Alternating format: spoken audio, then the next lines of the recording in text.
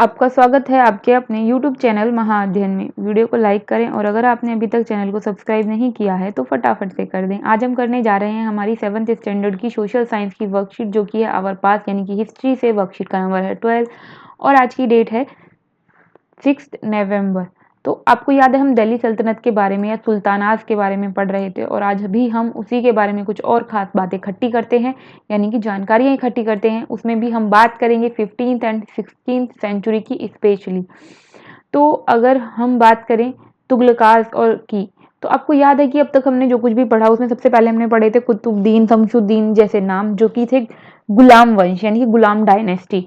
उसके बाद हमने पढ़ा था खिलजी डायनेस्टी के बारे में, जिसमें हमने अलाउद्दीन खिलजी का नाम पढ़ा। फिर हमने पढ़ा मोहम्मद तुगलक के बारे में, यानी कि तुगलक डायनेस्टी के बारे में। तो इस डायनेस्टी के बाद जो डायनेस्टी आई, जिनमें बहुत सारे शासक हुए, जैसे इन डायनेस्टीज में भी काफ़ी सारे शासक थे, पर हमने मुख्य मुख्य यानी मेन जो एम्परर हैं उनके बारे में पढ़ा। तो नेक्स्ट जो डायनेस्टी आने वाली है वो है सैयद डायनेस्टी, उसके बाद लोधी डायनेस्टी और उसके बाद सूरी डायनेस्टी। ये तुगलकात डायनेस्टी के बाद की तीनों डायनेस्टी हैं। तो इसमें अगर हम सूरी डायनेस्टी की बात करें तो सूरी डायनेस्टी में एक था शेर शाह सूरी नाम का व्यक्ति, यानी कि ये था वो मेन अगर हम कहें कि एम्परर, तो ये बिल्कुल ठीक होगा कि ये बहुत पावरफुल था और इसने ऐसे रूल्स बनाए, ऐसा सिस्टम बनाया, ऐसा एडमिनिस्ट्रेशन बनाया जो आगे आने वाले रूलर्स के लिए यानी कि आगे आने वाले एम्परर्स के लिए एक मॉडल बन गया, यानी कि एक सीख बन गई, एक सबक बन गया। ऐसा क्या किया होगा? शेरशाह सूरी ने बहुत सारे काम किए, उनमें से एक मैं आपको बता देती हूँ। आज हम जैसे नेशनल हाईवेज देखते हैं कि रोड नंबर 1, 2, जैसे आपने मूवी देखी कि NH10, तो नेशनल हाईवे 10, NH का मतलब है नेशनल हाईवे। तो ये जो नेशनल हाईवे आज हम देखते हैं पूरे भारत में बिछे हुए हैं, यानी कि सड़कें बनी हुई हैं, जिन्हें हम राष्ट्रीय मार्ग कहते हैं, नेशनल हाईवे कहते हैं। उस ज़माने में शेरशाह सूरी ने ऐसे मार्ग बनवाए थे जो बहुत दूर तक फैले हुए थे, जिसे हम नेशनल हाईवे कह सकते हैं। तो अब बढ़ते हैं आगे की तरफ। और एक खास बात जो है 15-16 सेंचुरी के एंड तक आते आते कुछ और नई जगहें जो है वो विकसित हुई, यानी कि डेवलप कर गई, या हम ये कहेंगे कुछ किंगडम्स डेवलप हुए। और उन किंगडम्स के नाम है जौनपुर, बंगाल, मालवा, गुजरात, राजस्थान और कुछ साउथ इंडिया के भी ऐसे किंगडम्स थे जो इसी टाइम पीरियड में डेवलप हुए।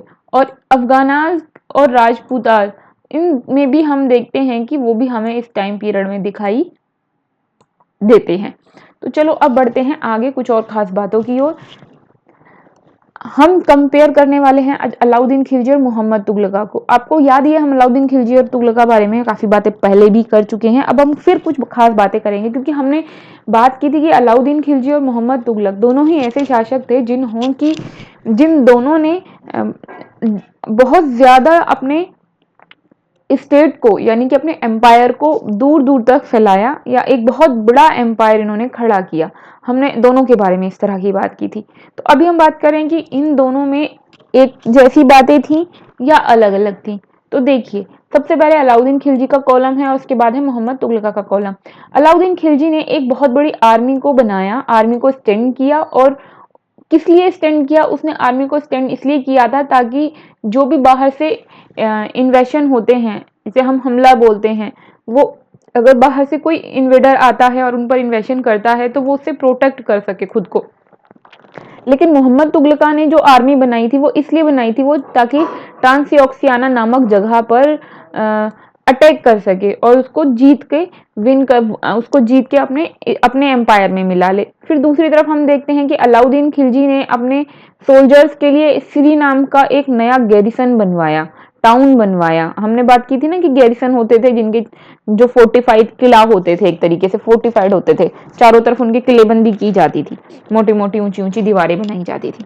तो इसने नया बनवा दिया कि मेरे सैनिकों के रहने के लिए एक नया शहर बनवा देते हैं। और मोहम्मद तुगलका ने क्या किया कि जो लोग ऑलरेडी रहते थे ऐसे फोर्टिफाइड जगहों पर, उनसे जगहें खाली करवा दी कि आप जगह खाली करो, यहाँ जो है कौन रहेंगे, यहाँ आर्मी रहेगी। तो इवैक्यूएट 4 ओल्डेस्ट सिटी, और वो भी एक दो नहीं, पूरी 4, जहां पर सोल्जर्स को रखा गया उन गैरिसन्स में। फिर अलाउद्दीन खिलजी ने क्या किया, अपने सोल्जर्स के फूड का अरेंजमेंट करने के लिए उसने, हमने पिछली बार पढ़ा था ना कि गंगा और यमुना के बीच की जो जगह होती है, जो लैंड होती है, उस लैंड में जो भी जातियां रहती थी या जो भी लोग रहते थे, उनको उसने क्या किया, उनको हरा दिया और हराकर वहां से जंगल खाली करवा दिए और जंगलों को खाली करवाकर वहां पर उन किसानों को दे दिया और कहा कि तुम यहाँ पर खेती करो। तो अब वो वहां पर कल्टीवेशन के काम आने लगी वो जमीन। तो एक तरीके से अगर हम ये कहें कि अलाउद्दीन खिलजी ने अपने जो आर्मी थी उसकी फूड का मैनेजमेंट करने के लिए, अरेंजमेंट करने के लिए लैंड को ही बड़ा कर दिया। मतलब जितने लैंड पर कल्टीवेशन की जाती थी उससे ज्यादा हो गई। अब नए जंगल्स को काट कर लैंड में कन्वर्ट कर लिया ताकि वहां पर एग्रीकल्चर की जा सके। लेकिन मोहम्मद तुगलक ने क्या किया, जमीन को बढ़ाने के लिए, लैंड को एक्सटेंड करने के लिए कोई काम नहीं किया। लैंड को एक्सटेंड तो नहीं किया, लेकिन जो लैंड थी उस पर से जो टैक्स आ रहा था उसी टैक्स को बढ़ा दिया। तो अब ओवर हो गया, क्योंकि पहले ही बहुत ज्यादा टैक्स देना पड़ता था और लोगों को और ज्यादा टैक्स देना पड़ा, जिससे हम अगर हम यहाँ पर देखें तो हम देख रहे हैं कि उन्होंने जब लोगों से कहा कि सिटी खाली कर दो तो लोग उससे नाराज हुए होंगे। जब उसने लोगों के ऊपर टैक्स बढ़ाया होगा तब भी लोग उससे नाराज हुए होंगे मोहम्मद तुगलक से। अब तीसरे पॉइंट के बाद चौथे पॉइंट की ओर चलते हैं कि सोल्जर्स को ये पे करता था अलाउद्दीन खिलजी। इसने इक्ता नहीं दिए उनको, सोल्जर्स को सीधा कैश दिया। मोहम्मद तुगलक ने भी कैश दिया, लेकिन मोहम्मद तुगलक के टाइम में क्या हुआ था कि वो कंट्रोल नहीं कर पाया प्राइसेस पर। मतलब मोहम्मद तुगलक एक ऐसा एम्परर था जिसने आज के टाइप की करेंसी उस जमाने में चलाई। तो जैसे आज करेंसी गवर्नमेंट चलाती है, जैसे कागज के हमारे नोट होते हैं, पेपर है वो, लेकिन उसकी वैल्यू है एक तरीके से। तो वैल्यू क्यों है, क्योंकि उसने गवर्नमेंट ने उस पर कंट्रोल किया हुआ है और उसे हम अपने घर में नहीं बना सकते। लेकिन मोहम्मद तुगलक ने जब ऐसी करेंसी का इस्तेमाल किया तो वो उस पर कंट्रोल नहीं कर पाया, जिससे कि बहुत दिक्कतें हुई। तो ये है चौथा पॉइंट। अब पांचवा पॉइंट पढ़ते हैं कि अलाउद्दीन खिलजी ने कई तरह के रिफॉर्म किए, जैसे मिलिट्री रिफॉर्म किया, रिवेन्यू रिफॉर्म किया। अच्छा, रिफॉर्म क्या होता है? रिफॉर्म का मतलब होता है सुधार।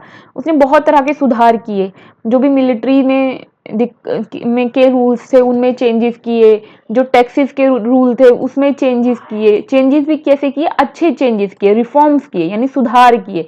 उधर अगर मोहम्मद तुगलका की बात करें तो मोहम्मद तुगलका ने कश्मीर पर जो अटैक करके उसने सोचा था कि कश्मीर को अटैक करके अपने एम्पायर में मिला लूंगा, तो वो उसने हार गया।